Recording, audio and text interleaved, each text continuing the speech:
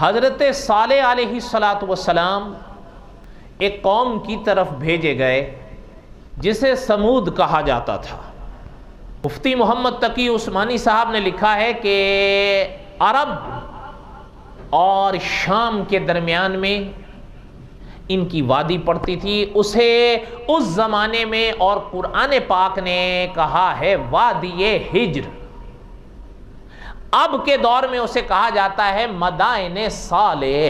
حضرت ہود علیہ الصلاۃ والسلام جس قوم کی طرف بھیجے گئے تھے اس قوم کو کہا جاتا تھا عاد اولا، اور یہ قوم کہلائی حضرت صالح علیہ السلام کی عاد ثانیہ، یہ دوسری عاد۔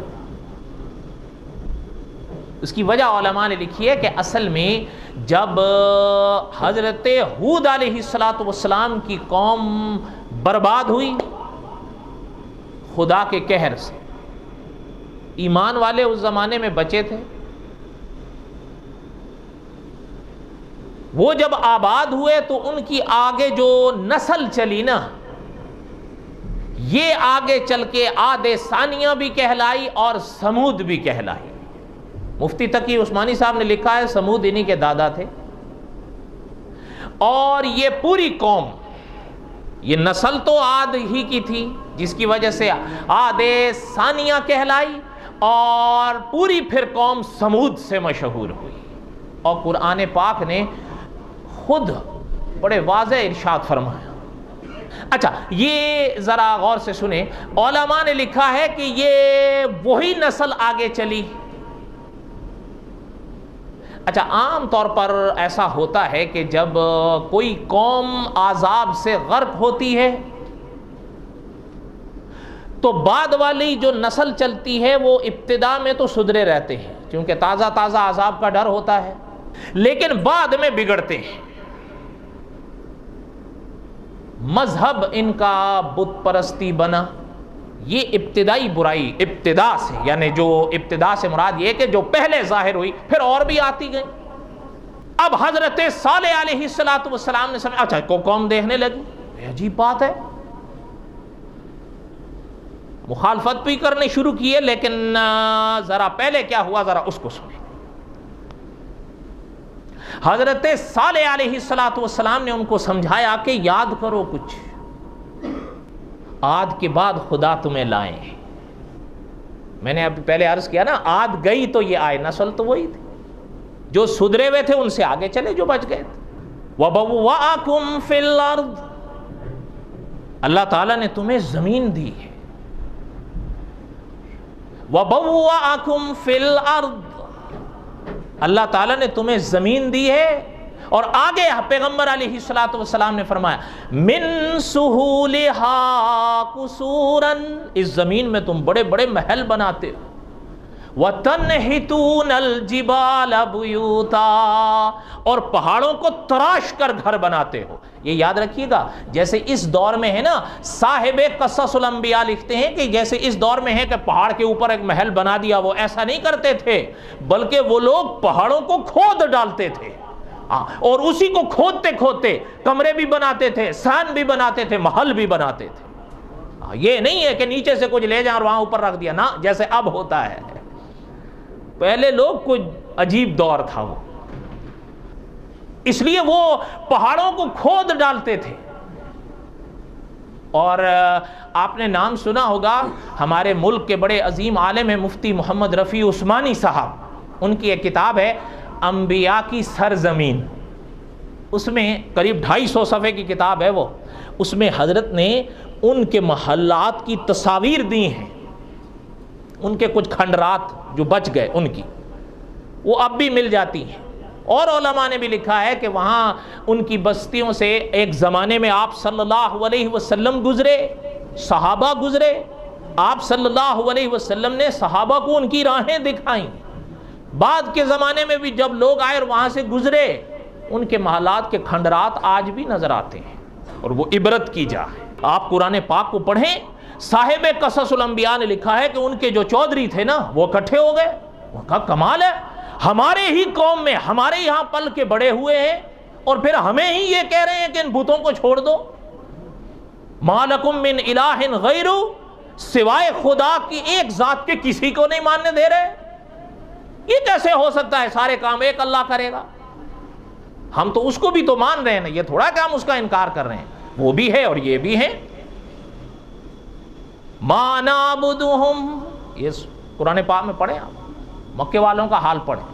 ما نعبدہم الا لیقربونا الی اللہ زلفیٰ. ہماری سنتا نہیں، ان کی موڑتا نہیں، ہماری ان کے آگے، ان کی ان کے آگے. ہم تو، ہمارا تو یہ عقیدہ نہیں ہے نا. کیا خیال ہے؟ بولو تو صحیح. گڑبڑ ہے. مانو نہ مانو، گڑبڑ ہے. اقبال مرحوم یاد ہوں گے، ویسے تو نہیں بیچارے وہ روئے تھے کہ خرد نے کہہ بھی دیا لا الہ تو کیا. وہ کہنے لگے ہمارے ہی سامنے پل کے بڑا، ہمارے سامنے بگڑ گئی، یہ سب کہہ رہے ہیں. انہوں نے کہا دیکھو سنو، ایسا کرتے ہیں، سمجھوتا کر لیتے ہیں. دھیان میری طرف رہے بھئی. سمجھوتا کس چیز کا؟ ان میں سے ایک نے کہا کہ 2 قدم ہم ان سے کہتے ہیں آگے آؤ. وہ آ گئے تو 2 قدم ہم بھی آ جائیں گے، ان سے کہہ دیں گے. بھئی وہ کیا؟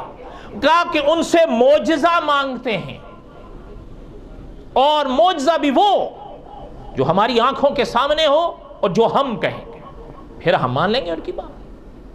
ما لکم من الہ غیر جو کہہ رہے ہیں ہم مان لیں گے. اچھا، اس میں ایک، اللہ تعالیٰ معاف فرمائیں، اللہ تعالیٰ نے کلام پاک میں دوسرے مقام پر ایک شخص کے الفاظ بتائے ہیں کہ اس نے حضرت صالح علیہ السلام کے بارے میں کہا بل ہوا کذاب. توبہ. اللہ تعالیٰ معاف فرمائیں. پیغمبروں کے حوصلے بڑے ہوتے ہیں، ان جیسے حوصلے کسی کے نہیں. انہوں نے کہا کہ آؤ. وہ سارے جم اکٹھا ہو کے حضرت صالح کے پاس آ گئے. انہوں نے کہا میری بات سنو، ہم آپ سے سمجھوتا کرنے آئے ہیں. اور خدا کے نبی با اخلاق تو ہوتے ہیں، اس میں تو کوئی شک نہیں. فرمایا کیا بات ہے؟ کہنے لگے سمجھوتا یہ ہے کہ جو ہم آپ سے مطالبہ کریں گے وہ پورا کر کے دکھانا ہوگا. اگر آپ وہ دکھا دیں گے جیسے ہم کہیں گے، پھر آپ آگے گویا 2 قدم تو پھر ہم بھی آئیں گے 2 قدم، پھر ہم آپ کی بات مان لیں. حضرت صالح علیہ السلام نے فرمایا مطالبہ کیا ہے؟ صاحب قصص الانبیاء لکھتے ہیں کہ سامنے ایک صخرہ تھا. صخرہ سمجھتے ہیں آپ؟ ایک ہوتا ہے پہاڑ، دیکھا ہے؟ وہ بھی نہیں دیکھا. اچھا، ایک ہوتا ہے، ایک ہوتی ہے چٹان. سنا ہے یہ لفظ یا نہیں سنا ہے؟ چٹان، اسی کو صخرہ کہتے ہیں. آپ سمجھ آئی یا نہیں آئی؟ اچھا، انہوں نے، چلے میں پھر آسان کر دیتا ہوں، چٹان، اس کی طرف اشارہ کیا. پیغمبر دیکھنے لگے کہ چٹان کی طرف اشارہ کریں. کہنے لگے اس کے اندر سے اونٹنی نکلے. کیا نکلے؟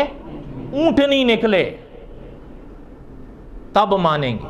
اب پیغمبر علیہ السلام اس کا چہرہ دیکھنے لگے کہ یہ کیا کہہ رہا ہے. اچھا، جیسے ہی پہلے کی بات ختم ہوئی، صاحب قصص الانبیاء لکھتے ہیں دوسرا قریب آیا کہ ٹھہریں حضرت، صرف اونٹنی نہ، اونٹنی آئے بھی وہ سرخ رنگ کی، اگر کالے یا کسی اور رنگ میں ہوگی تو نہیں مانوں گا. اب اچھا، پھر ایک اور آ گیا پیچھے سے، وہ کہنے لگا سنیں حضرت، ابھی نہیں، ذرا ایک بات میری بھی سن لیں. یہ چودھری ہیں بھائی. کون ہے؟ آپ کہیں گے یہ غلط ترجمہ کر رہا، آپ پڑھ لو.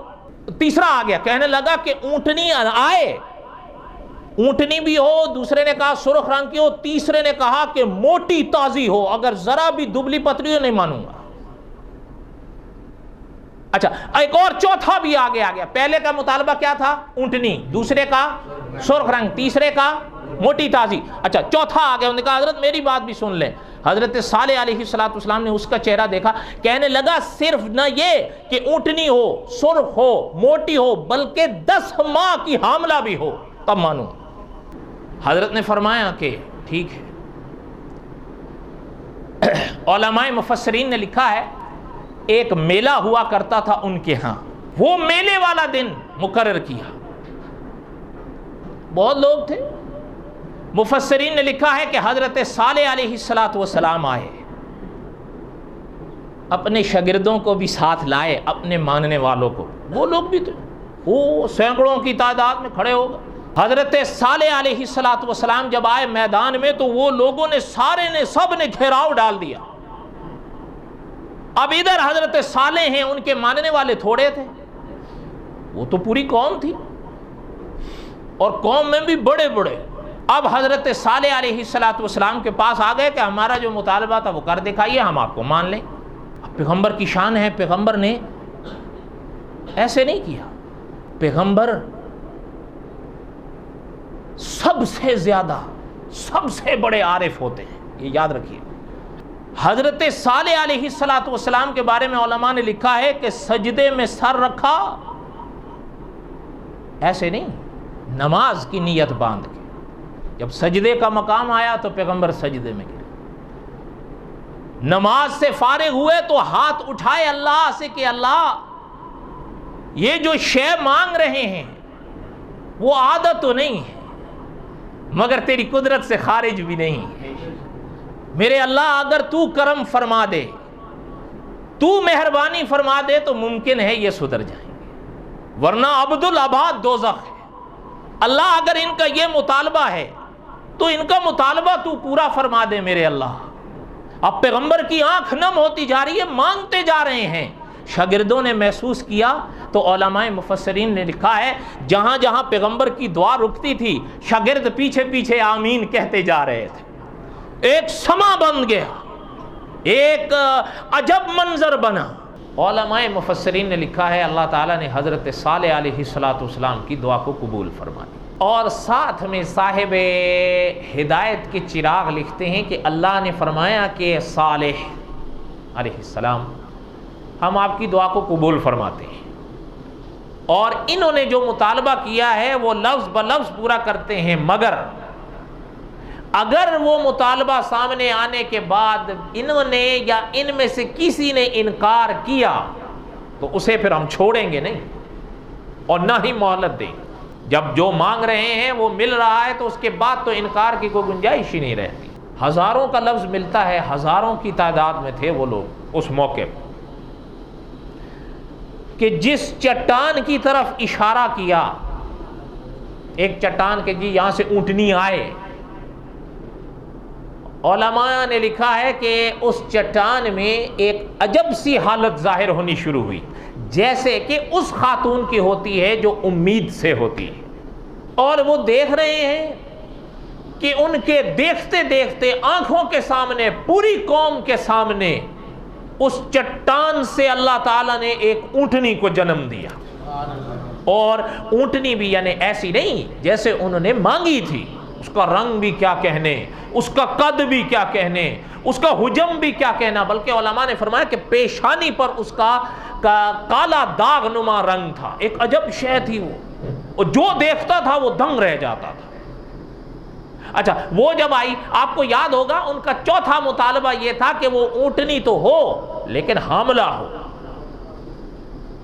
علماء نے لکھا ہے کہ اللہ تعالیٰ نے ان کا اس مطالبے کو بھی پورا کیا، وہ چٹان سے پیدا بھی ہوئی، رنگ بھی وہی، نقش بھی وہی، اور حاملہ بھی۔ اور جب وہ سارے دیکھ رہے ہیں، جب وہ اس کا جنم ہوا اپنے آپ کو اور ایک دوسرے کو دیکھ رہے ہیں، تو تھوڑے سے وقفے کے بعد اونٹنی کو وہ درد ہوا جو اس خاتون کو ہوتا ہے جو امید سے ہوتی ہے، تو اونٹنی سے ایک اونٹنی کے بچے کا جنم ہوا۔ اب جب یہ منظر دیکھا تو الفاظ آئے، صاحب قصص الانبیاء فرماتے ہیں کہ حضرت صالح علیہ السلام تو خیر وہ تو خدا کے نبی تھے، وہ تو خدا کے نبی، خدا کے رسول، انہوں نے جب دیکھا وہ اپنی قوم سے کہنے لگے کہ ہاذہ ناقۃ اللہ، یہ اللہ کی اونٹنی ہے۔ یہ لفظ حضرت صالح علیہ السلام کے ملتے ہیں، اور قرآن نے بھی اس اونٹنی کو ناقۃ اللہ ہی کہا ہے۔ اب حضرت صالح علیہ السلام نے فرمایا میری بات سنو، قوم سے فرمانے لگے کہ مطالبہ تم نے کیا تھا اللہ تعالیٰ نے پورا کر دیا ہے، اب جرأت نہیں کرنا انکار کی۔ لیکن اس کے باوجود علماء مفسرین نے لکھا ہے کہ وہ ہزاروں کی تعداد میں تھے، 6000 لوگ تو اس اونٹنی کو دیکھ کر حضرت صالح پر ایمان لے آئے، باقی پھر اکڑ گئے، وہ کہنے لگے یہ تو جادو ہے، یہ کیسے ہو سکتا ہے؟ مانگا بھی خود، اب کہہ دیا جادو۔ یہ تو بالکل وہی بات ہے کہ جیسے اکابر نے فرمایا ہے کہ حضرت محمد الرسول اللہ صلی اللہ علیہ وسلم سے مطالبہ کیا کہ چاند کو 2 ٹکڑے کر کے دکھا دیں، ہم مان جائیں گے۔ آپ صلی اللہ علیہ وسلم، آپ نے سیرت کا مشہور واقعہ ہے، آپ صلی اللہ علیہ وسلم نے انگلی کا اشارہ کیا، چاند 2 ٹکڑے ہوئے، مانے پھر بھی، اور کہنے لگے کہ ہم تو یہ سمجھتے تھے کہ آپ کا جادو ہم انسانوں پر چلتا ہے، آج پتہ چلا ہے آپ کا جادو تو آسمانوں پر بھی چلتا ہے۔ کیا کر دیا؟ عام طور پر جو معجزات مانگتے تھے نا وہ ایمان نہیں لاتے تھے، کیونکہ وہ شرطیں لگا کر اپنی صلاحیت ہی برباد کر دیتے۔ تو خیر بہرحال حضرت صالح علیہ السلام کے جو ماننے والے تھے وہ ایک طرف نہ ماننے والے دوسری طرف ہو گئے۔ حضرت صالح علیہ السلام نے ان سے فرمایا کہ اب سنو، یہ جو اونٹنی ہے نا، ایک دن یہ پانی پیے گی۔ کنواں تھا ایک بستی کا کنواں، یہ پانی پیے گی اس میں سے، اس دن تم میں سے کوئی وہاں سے پانی نہیں لے گا۔ کہا جی پھر ہم کیا کریں گے؟ حضرت نے فرمایا اس دن تم دودھ پیو، تمہاری مرغوب شے ہے اونٹنی کا دودھ، وہ تم پیو، لیکن پانی اس دن تم وہاں سے نہیں پیو گے، یہ پیے گی، یہ اس کی باری ہے، دوسرا دن تمہاری باری ہوگی، یہ نہیں پیے گی، اور جس دن تم پیو گے یہ نہیں پیے گی، یہ پیے گی، تم نہیں پیو گے۔ پابندی سمجھ میں آئی؟ اچھا اب وہ کچھ دن تو ایسا ہی ہوا، نبھاتے رہے، آخر تنگ آ گئے، کہنے لگے یار یہ تو ہم مصیبت میں پڑ گئے ہیں، ایک دن ہم پانی پیتے نہیں، دودھ ہی پیئے، اور یہ اونٹنی بھی کیا ہے کہ سارا پانی پی جاتی ہے۔ اب وہ اکٹھے ہوئے کہ کیا کریں اس مسئلے کا حل۔ علماء نے لکھا ہے اس زمانے میں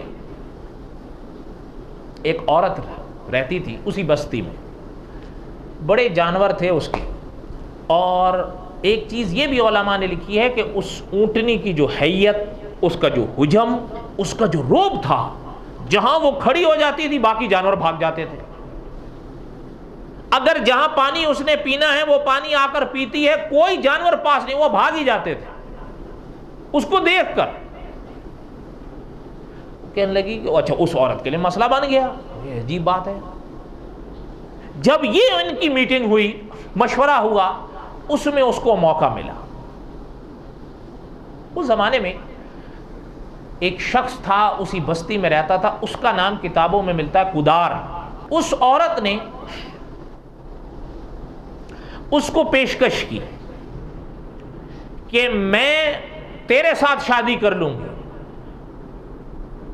وہ بڑا خوش ہوا، لیکن انہوں نے کہا میری ایک شرط ہے۔ انہوں نے کہا شرط کیا ہے تیری؟ اس عورت نے کہا شرط یہ ہوگی کہ یہ جو اونٹنی ہے اس کو تو قتل کرے گا، یہ اس کو تو قتل کر دے گا، میں تیرے ساتھ شادی کر لوں گا۔ بات سمجھ آئی؟ اچھا وہ بھی بدبخت تیار ہو گیا، حالانکہ حضرت صالح علیہ السلام نے پوری قوم سے فرمایا تھا کہ خدا کی اس اونٹنی کو کبھی برے ارادے سے چھونا نہیں، خدا کے قہر سے نہیں بچ سکو۔ یہ حضرت صالح علیہ السلام نے واضح فرمایا تھا قرآن پاک میں۔ کدار نے کہا ٹھیک ہے، اس نے اس عورت کے اس مطالبے کو اور شرط کو مان لیا۔ انہوں نے کہا کہ ٹھیک ہے، دیکھو میں اس اونٹنی کو قتل کروں گا، یہ میرا کام ہے، لیکن پھر تم اپنی بات پہ پکی رہنا۔ انہوں نے کہا میں پکی ہوں، تم اپنا کام کرو۔ یہ ایسا شخص تھا، اس کو آپ صلی اللہ علیہ وسلم نے بڑے بدبختوں میں شمار کیا ہے، بڑا بدبخت کہ جس نے خدا کی اونٹنی کو کاٹا۔ اچھا اب وہ کیا ہوا کہ علماء نے لکھا ہے کہ اونٹنی حضرت صالح علیہ السلام کی اور ساتھ میں اس کا بچہ ایک جگہ سے چلتے جا رہے تھے، یہ چھپ کر بیٹھ گیا۔ علماء نے اس کے ساتھ اس کے اور چیلے چانٹوں کا بھی ذکر کیا ہے، بہرحال اصل تو یہی تھا بڑا۔ یہ چھپ کر بیٹھ گیا اس اونٹنی کے انتظار میں۔ اب وہ جیسے ہی اونٹنی سامنے آئی نہ چلتے ہوئے، علماء مفسرین نے لکھا ہے کہ اس نے پہلا وار اونٹنی کی ٹانگوں پر کیا۔ جیسے ہی ٹانگوں پر وار کیا تو وہ گر گئی۔ اب وہ جو گری تو یہ خود اور اس کے جو چیلے چانٹے تھے نا وہ سارے اس پر کھڑے ہو گئے اور زور زور سے وار ایسے کیے کہ اونٹنی کے وجود کو ٹکڑے ٹکڑے کر دیے. اور علماء نے لکھا ہے کہ جب یہ وار کر رہے تھے اس نے 3 بار آوازیں دیں جس سے پورا ایک علاقہ متاثر ہو، یعنی بہت زوردار آواز. مانا یہ زوردار آوازیں 3 بار نکالی اور اس کے بعد جو وار اس نے کیا ہے تو اس سے اونٹنی کا دم ہی ٹوٹ گیا. جو اس کا تھا بچہ اونٹنی کا، اس کے بارے میں کتابوں میں ملتا ہے کہ اس کے سامنے یہ سب ہوا. ان کے اندر اتنی صلاحیت تو ہوتی ہے. اس نے آوازیں نکالی لیکن وہ وہاں سے بھاگ گیا. بعض نے یوں لکھا ہے کہ اس کو بھی پکڑ کر مار دیا، لیکن دوسرے مفسرین نے فرمایا کہ نہیں، پرانی کتابوں کے ذریعے یہ پتہ چلتا ہے کہ وہ وہاں سے بھاگا اور ایک پہاڑی کی وادی تھی، پہاڑی نما، اس کے اندر داخل ہوا اور ایک طرح کی آوازیں نکالنے کے بعد وہ غائب ہو گیا. اس کے بعد اس کا کوئی ذکر نہیں ملتا کہ وہ کہاں گیا. اب جب یہ ہوا تو حضرت صالح علیہ السلام، یہ تو مار کر چلے گئے، حضرت صالح علیہ السلام کو پتہ چلا تو حضرت صالح علیہ السلام تشریف لائے. جب حضرت تشریف لائے تو حضرت نے جو دیکھا اور سنا تو حضرت کی آنکھ نم ہو گئی. اب حضرت نے فرمایا کہ بدبختو، میں نے تم لوگوں سے کہا تھا کہ اس کو برے ارادے سے چھونا نہیں، لیکن تم لوگوں نے تو اس کو ٹکڑے ٹکڑے کر دیا ہے. اب حضرت صالح علیہ السلام نے فرمایا کہ اب خدا کے قہر کا انتظار کرو، تمہیں صرف 3 دن کی مہلت ملے گی. جب پہلا دن آیا حضرت کی پیش گوئی کا، ان کے چہرے زرد ہو گئے. حضرت صالح علیہ السلام کو ماننے والے تھوڑے تھے، نہ ماننے والے زیادہ تھے. حتیٰ کہ ہدایت کے چراغ کے مصنف نے تو لکھا ہے کہ حضرت صالح علیہ السلام پر جو لوگ ایمان لائے اور اس ایمان کی تاثیر سے جو بچے، ان کی تعداد صرف 120 ملتی ہے. بعض حضرات نے عدد اس سے زیادہ لکھا ہے، لیکن بہرحال صاحب ہدایت کے چراغ کی تحقیق تو یہی ہے کہ جنہوں نے حضرت صالح علیہ السلام کو مانا ان کی تعداد 120 تھی، اور ان کے مقابلے میں جو نہ ماننے والے تھے ان کی تعداد کتابوں میں لکھی ہے 1500 خاندان، یعنی افراد نہیں، خاندان. یعنی وہ نہ ماننے والے بہت زیادہ تھے ماننے والوں کی نسبت. تو جو نہ ماننے والے تھے ان کے بارے میں علماء نے لکھا ہے کہ سب سے پہلا دن جب وہ خدا کے قہر کا ان پر آیا تو ان کے چہرے پیلے ہو گئے، سرد. وہ پورا دن ایسے ہی گزرا. دوسرا دن آیا تو ان کے چہرے سرخ ہو گئے، لال ایک دم. اچھا، جب تیسرا دن آیا تو ان کے چہرے بالکل سیاہ ہو گئے، کالے. اور پھر وہ رات آئی جو ان کی زندگی کی آخری رات تھی. بعض کتابوں میں لکھا ہے 2 راتیں اور 2 دن. کوئی غلطی ہوگی تو میری طرف سے ہوگی. فرمایا جب وہ آخری رات آئی ان کی، جو ان کی زندگی کی آخری رات تھی، فَأَخَذَتْهُمُ الرَّجْفَةُ.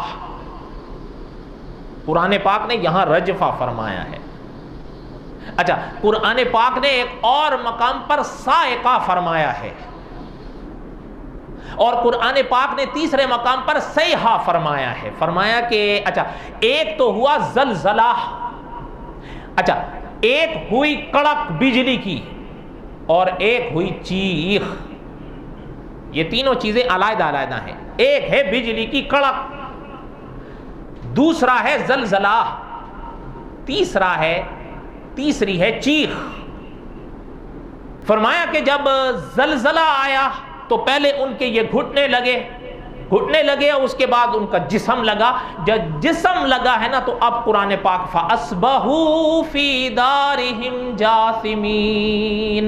اور پھر قرآن پاک کی ہی روشنی میں علماء نے دوسرے مقام پر فرمایا کہ جس وقت ان کے یہ گھٹنے لگے اور ان کا وجود زمین پر لگا، ایک چیخ آئی، اور وہ چیخ اتنی زور آور تھی کہ ان کے جگر ہی پارا پارا کر دیے اس نے. وہ خدا کا قہر تھا. فَتَوَلَّى عَنْهُمْ وَقَالَ يَا قَوْمِ لَقَدْ أَبْلَغْتُكُمْ رِسَالَةَ رَبِّي وَنَصَحْتُ لَكُمْ. اب حضرت صالح علیہ السلام سویرے اٹھ کر تشریف لائے. بعض اکابر نے فرمایا اب حضرت صالح علیہ السلام نے اس علاقے سے ہجرت فرمانی تھی. جب باہر تشریف لائے اپنے ماننے والوں کے ساتھ گزرنے کے لیے تو دیکھا کہ کچھ تو گھروں میں مرے پڑے ہیں اور کچھ کی لاشیں باہر پڑی ہوئی تھیں. جہاں جو تھا وہ مر گیا, ڈھیر ہو گیا.